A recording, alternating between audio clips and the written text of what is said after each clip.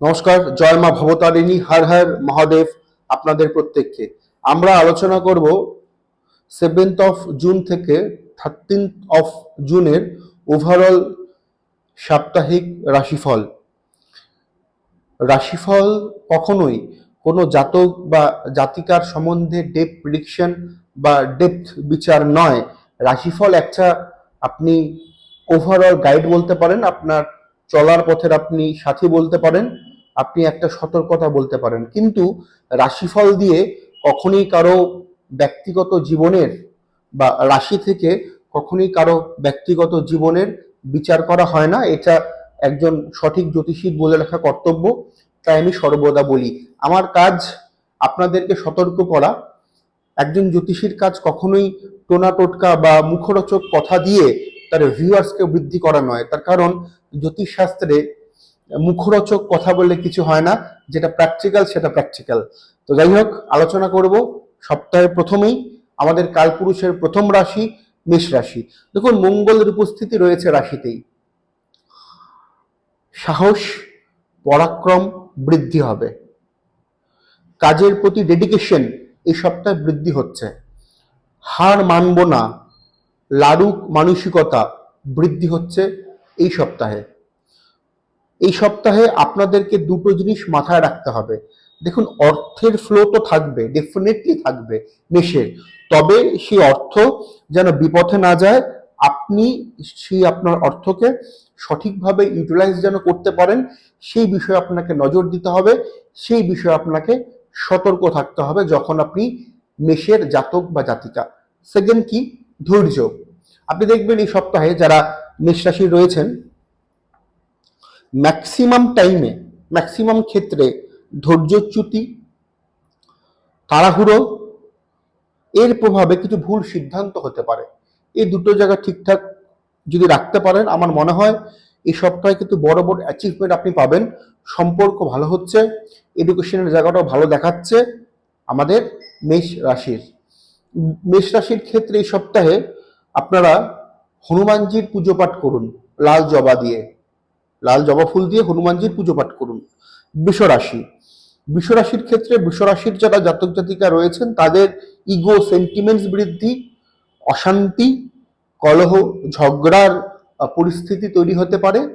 সেই বিষয়ে আপনি খেয়াল রাখবেন। বৃষরাশির জাতক জাতিকারা মাথা গরমের প্রবণতা কর্মক্ষেত্রে, অর্থের ফ্লো কম থাকবে, তবে ম্যানেজ করে নিতে পারবেন এই সপ্তাহে। আপনি ম্যানেজেবল যে পাওয়ারটা অর্থনৈতিক দিক থেকে বা কর্মের দিক থেকে, এটা আপনি অনেকটা ম্যানেজ করতে পারবেন। সম্পর্ক নিয়ে কিন্তু দুশ্চিন্তা থাকছে। বৃষরাশির ছেলেমেয়েরা এই সপ্তাহে হনুমানজি এবং গণেশজির পুজো পাঠ করুন, শুভ ফল পাবেন। এবার আমরা দেখে নিব মিথুন রাশি। মিথুন রাশির ক্ষেত্রে প্রতিযোগিতামূলক পরীক্ষা থেকে থাকলে শুভ। অতিরিক্ত কথাবার্তা বা কিছু না শুনে না বুঝে কথাবার্তা বলে ফেলা, বেফাস কথাবার্তা বলে ফেলা আপনাকে সমস্যায় ফেলতে পারে, আপনাকে ব্যাকফুটে ফেলতে পারে যখন আপনি মিথুন রাশির জাতক কিংবা জাতিকা। এই বিষয়ে আপনাকে নজর রাখতে হবে, এই বিষয়ে আপনাকে সতর্ক থাকতে হবে। অর্থের জায়গাটা ভালো থাকবে, অর্থের ফ্লো থাকবে মিথুন রাশির ক্ষেত্রে। এডুকেশন ভালো হচ্ছে। আর প্রথমে যেটা বলেছি, প্রতিযোগিতামূলক পরীক্ষা থেকে থাকলে শুভ। মিথুন রাশির ছেলেমেয়েরা এই সপ্তাহে কিন্তু গণেশজি এবং দেবাদিদেব মহাদেবের পুজো পাঠ করুন, শুভ ফল পাবেন। কর্কট রাশি, অলরেডি তুঙ্গস্থ শুভ বৃহস্পতি আপনার রাশিতে, আপনার সপ্তমকে দৃষ্টি দিয়ে রেখেছে আপনার রাশিতে বসে। তার মানে বাড়ির পরিবেশ, আত্মীয় স্বজন থেকে সাপোর্ট, এডুকেশন থেকে সাপোর্ট আপনি পাবেন।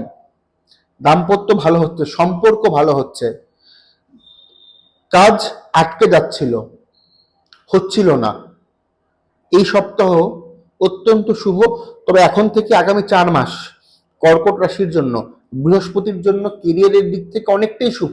যদি খুব বাজে দশান্তর্দশ আপনাদের না চলে বা খুব বাজে অবস্থান আপনার ব্যক্তিগত জন্মকুণ্ডলী যদি বৃহস্পতি দেব এবং চন্দ্রদেবে না থাকে, তাহলে ভালো অ্যাচিভমেন্ট পাবেন কর্মক্ষেত্রে, ভালো প্রোগ্রেস পাবেন কর্মক্ষেত্রে। তবে ঠান্ডা লাগার প্রবণতা, চোট আঘাতের সম্ভাবনা কিন্তু থাকছে এই সপ্তাহে। এবার আমরা দেখে নিব সিংহ রাশি। তবে সিংহ রাশি বলার আগে কর্কট রাশির ক্ষেত্রে আমি বলবো, আপনারা বৃহস্পতির বীজ মন্ত্র জপ করুন, চেষ্টা করুন ব্রহ্ম মুহূর্তে ওঠার, ভালো ফল পাবেন। আচ্ছা, সিংহ রাশি।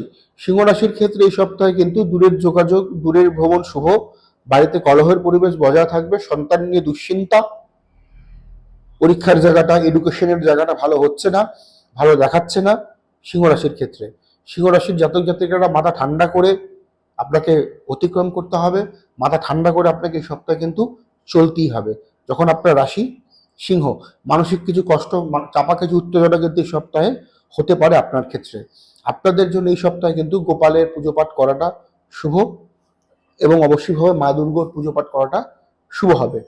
এবার আমরা দেখে নিব কন্যা রাশি। কন্যার ক্ষেত্রে এই সপ্তাহে পায়ে চোটাঘাতের প্রবণতা, যারা গর্ভবতী মহিলা রয়েছেন তাদেরকে অতি সতর্কতা থাকাটা একান্তভাবে জরুরি কন্যা রাশির ক্ষেত্রে। কন্যা রাশির যারা ছেলে মেয়ে রয়েছেন তাদের ব্যবসা বাণিজ্যের জায়গাটা স্লো হবে, আর্থিক চাপ থাকবে, কিছু ঋণ ধারে আপনি পড়ে যেতে পারেন, কোনো মামলা মোকদ্দমা থাকলে যদি চলতে থাকে সেটা আপনার পক্ষে রায় যেতে পারে, অ্যাডভান্টেজ কন্যা রাশির ক্ষেত্রে। কন্যা রাশির ছেলেমেয়েরা এই সপ্তাহে গণেশজির পুজো পাঠ করুন এবং ঘি দিয়ে ভাত মিশ্রণ করে সকাল সকাল কাক পাখিকে উৎসর্গ করে দিন, বাসি ভাত দেবেন না। এবার আমরা দেখে নিব তুলা।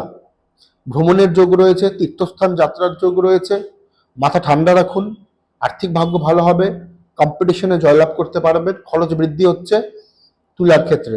তুলা রাশির জাতক জাতিকারা মা কালীর আরাধনা করুন, শনিদেবের আরাধনা করুন, ভালো প্রভাব পাবেন, ভালো ফল পাবেন। প্রত্যেক দিন বাড়ি থেকে বেরোনোর সময় মহাদেবের মূর্তি থাক বা শিবলিঙ্গ থাক, জল অর্পণ করে বাড়ি থেকে বেরোন, শুভ ফল পাবেন, শুভ আপনি সাফল্য পাবেন। বৃশ্চিক রাশি, ভালো, অংশীদারি ব্যবসা ভালো, কর্মক্ষেত্রে নামযশ খ্যাতি বৃদ্ধি হচ্ছে, সম্পর্ক ভালো হচ্ছে বৃশ্চিকের।